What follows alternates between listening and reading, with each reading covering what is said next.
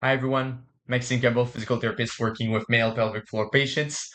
So, has it ever happened to you that you're kind of stuck with a patient? You don't know what's the next step?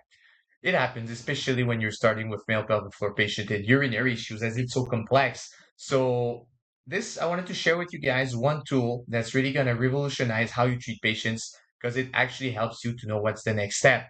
So, it's the 3-day bladder diary, the ICIQ Bladder Diary. It's the only validated one, so I really recommend that one.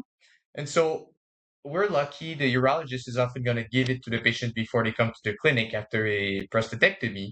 But if not, you give it to them day one, and then you see what happens afterwards. So you give them a little cup at home. We have them in the clinic, and so they go at home and they record for 3 consecutive days every time they go to the washroom, and that will give you a lot of information. So I just wanted to share you an example with you guys.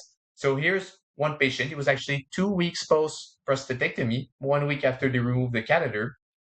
And so what we see is at that stage, he actually has a very good bladder capacity for that stage, even though it could increase a little bit, but it's very functional right now.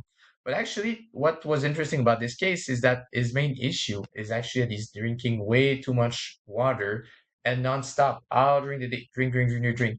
And so what it does when you're doing a rehab like that, it's a lot of information, a lot of input for the bladder, and that can really impair sometimes the sensation or make you have a very high frequency like we see with this guy that you're just going all the time during the day. So actually the first thing we had to do with him is just to incorporate what we call cluster drinking.